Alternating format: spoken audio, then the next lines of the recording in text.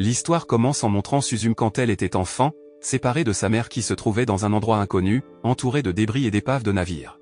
Elle n'avait aucune idée de l'endroit. Soudain, une femme s'approcha d'elle, et Suzume se réveilla de son rêve.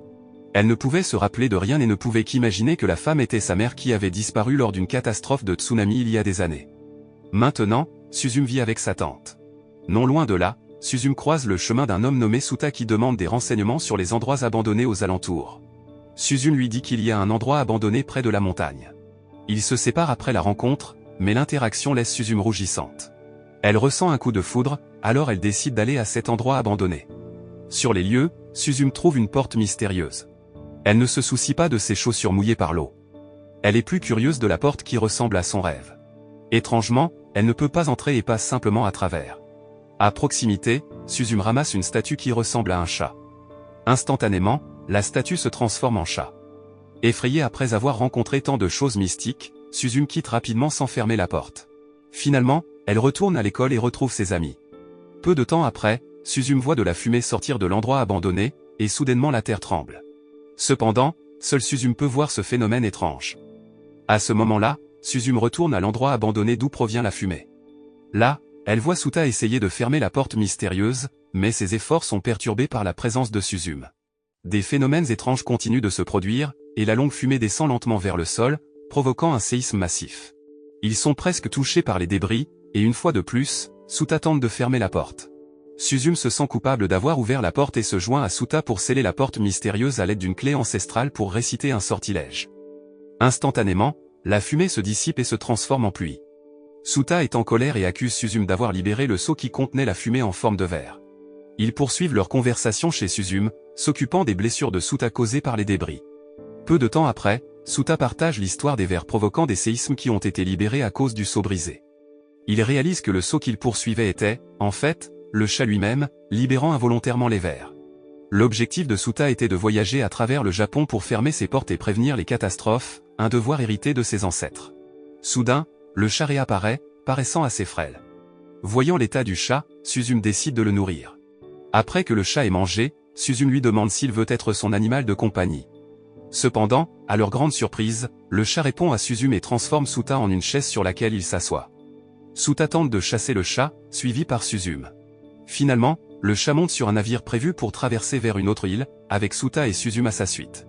Pendant la nuit sur le navire, Suta était impatient de résoudre ce problème rapidement car c'était une responsabilité transmise à travers sa famille. Il choisit de ne pas impliquer Suzume dans cette affaire. Au matin, Suzume se réveille, et Suta dort toujours et ne se réveille que lorsqu'il débarque du navire, où Suta demande à Suzume de rentrer chez elle bientôt. Cependant, en parcourant les réseaux sociaux, il trouve une photo du chat au look mignon qui a attiré beaucoup d'attention, lui valant le surnom de Déjin. Avec cette information, Suzume et Suta se lancent dans une aventure pour retrouver le chat, s'appuyant sur les informations des réseaux sociaux. Cependant, malgré une marche assez longue, ils n'ont pas encore trouvé Déjin mais sont plutôt tombés sur de nombreuses oranges roulantes tombées d'une moto. Heureusement, Suta aide rapidement à attraper les oranges roulantes en tirant un filet.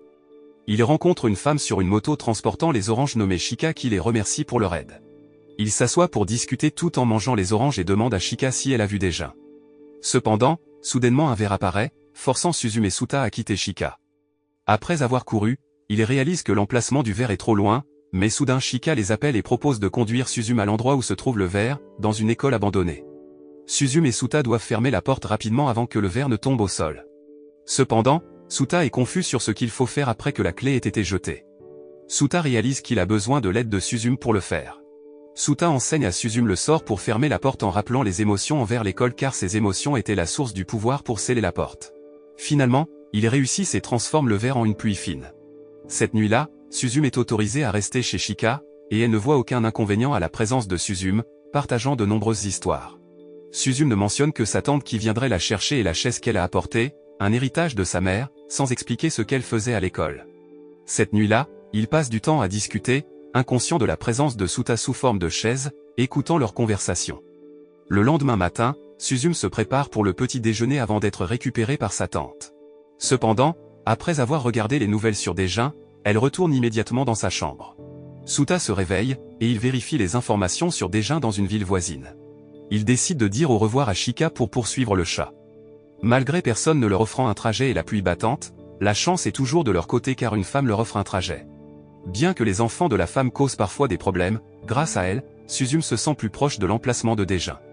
La femme leur permet même de manger et mentionne un terrain de jeu abandonné à proximité. Soudain, la femme reçoit la nouvelle que la garderie est fermée, et elle doit ouvrir son magasin de manière urgente. Elle demande à Suzume de l'aider à s'occuper temporairement de ses enfants. Suta, prétendant être une chaise technologiquement avancée, offre de transporter seulement les enfants. Lorsque les enfants s'endorment, la femme saisit l'occasion pour demander à Suzume, qu'elle vient de rencontrer, de travailler dans son magasin.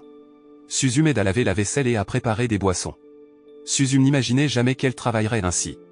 Cependant, soudainement Suzume voit Daejin dans le magasin, et quand le chat s'échappe, elle essaie de le poursuivre. Le chat pointe du doigt un verre qui s'élève au depuis le terrain de jeu abandonné, émergeant d'une des roues de la grande roue. Au sommet de la grande roue, Daejin est vu souriant joyeusement. Suta essaie de capturer Daejin pendant que Suzume doit fermer la porte. Suta court après Daejin, qui court sur la piste de montagne russe, pour attraper le chat. Il n'hésite pas à sauter et à entrer en collision avec Daejin, activant accidentellement le générateur de courant. En conséquence, la grande roue commence à bouger, et Suzume se retrouve suspendu à elle. Suzume voit une scène comme dans son rêve derrière la porte, où sa jeune personne se voit remettre une petite chaise par sa mère. À ce moment-là, Suta réalise que Suzume est en danger car elle essaie d'entrer dans la porte qui est encore à l'intérieur de la grande roue, qui tomberait si elle continuait. Suta récite un sort pour ramener Suzume à la conscience et montrer les émotions des personnes dans le parc d'attractions. En conséquence, Suzume redevient normal et essaie immédiatement de sceller la porte. Malheureusement, ils n'ont pas pu capturer Daejin, mais ils ont réussi à éviter une catastrophe. Peu après, Suta expliqua à propos de l'Éternel après, un endroit que Suzume avait vu. C'était l'origine des vers qui causaient les catastrophes, où il n'y avait pas de concept de temps, un endroit où les esprits des gens se reposaient, c'est pourquoi ils ne pouvaient pas y entrer. Finalement, Suzume retourna au magasin. Bien que Suzume soit partie, la gentille femme était toujours très inquiète et ne grondait pas Suzume.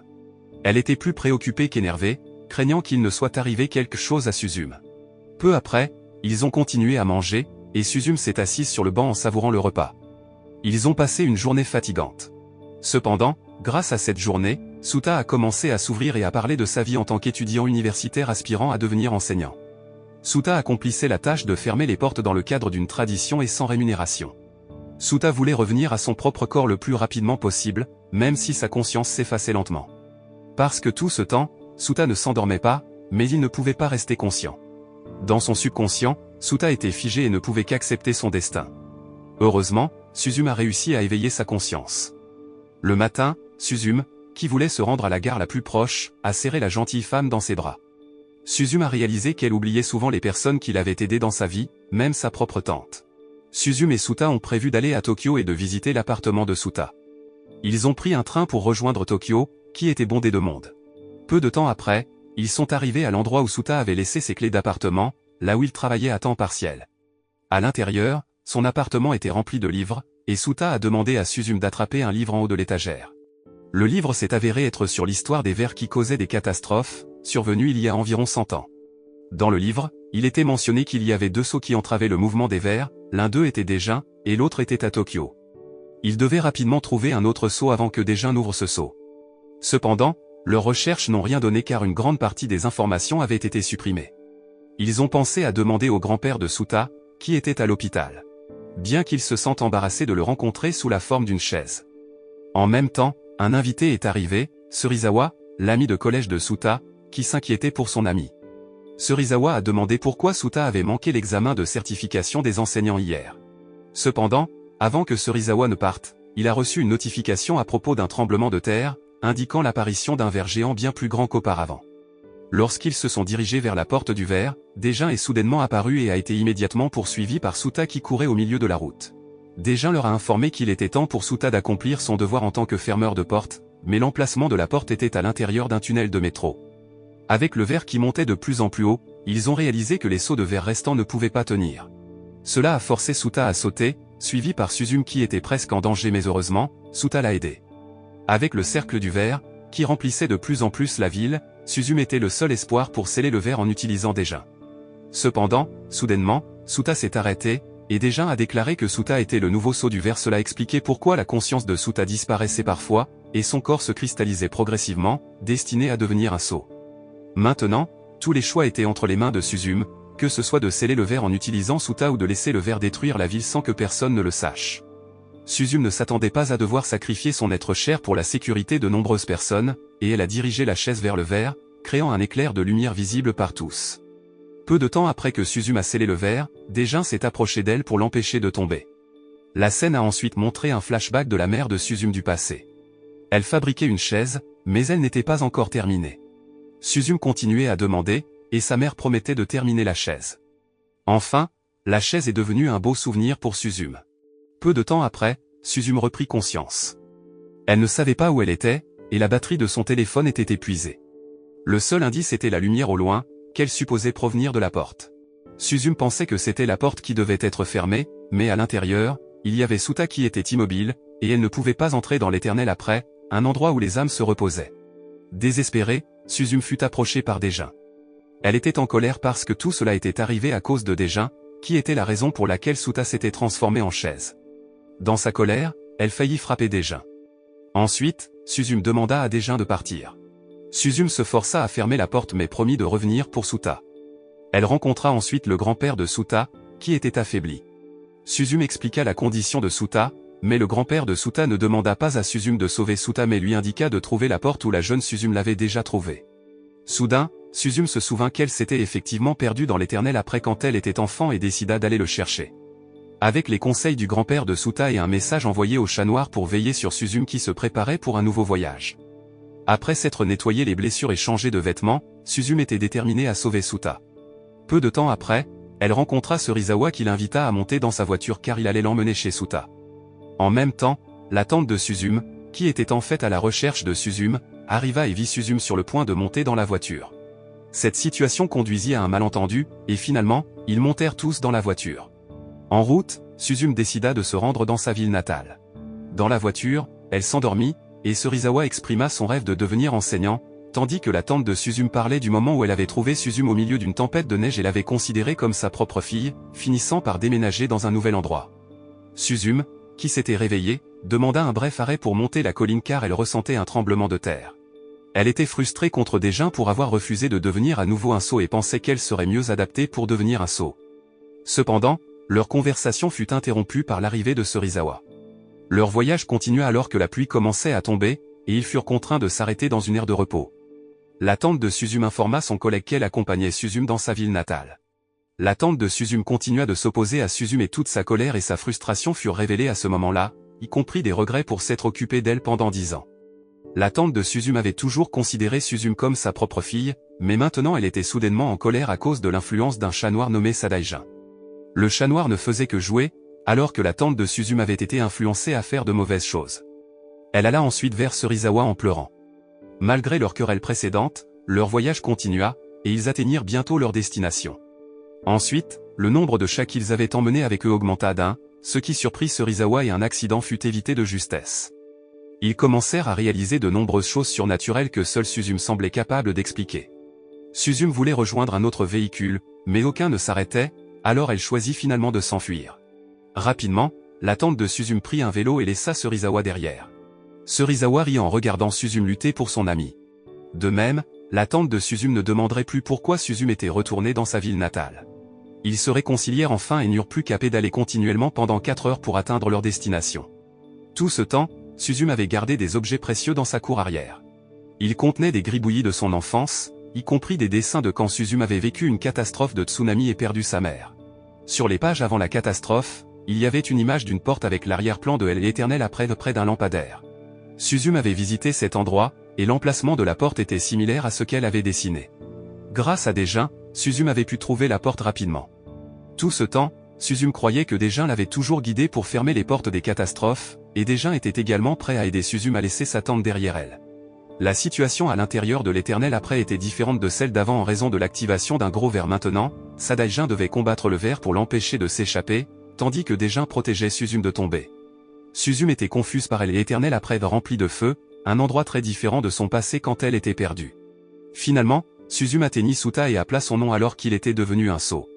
Suzume retira le sceau retenant le ver et avait l'intention de remplacer Suta en tant que nouveau sceau. D'autre part, Suzume avait aussi acquis des souvenirs de Suta lors de leur rencontre, de Suzume l'aidant dans son rôle de fermeur de porte à tous leurs voyages, jusqu'à ce que Suta doive finalement devenir un sceau. Bien qu'au fond, il voulait continuer à vivre. Quand Suzume embrassa la chaise, la conscience de Suta revint immédiatement. Suzume le tira pour le libérer, et Suta finit par redevenir humain.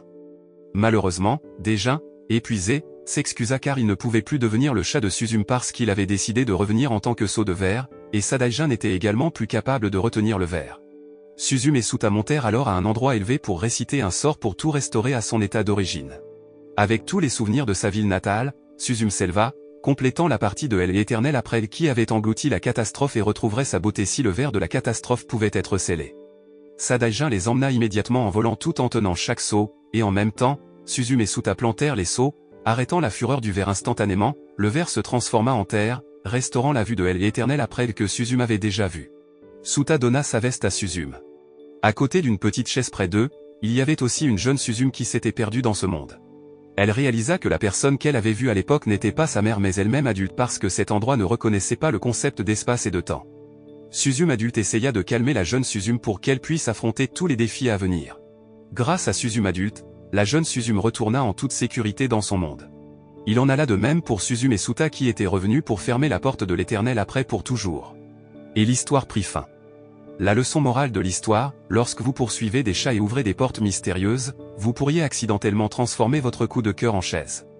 Alors, souvenez-vous, ne laissez pas votre amour pour l'aventure transformer quelqu'un que vous aimez en meuble.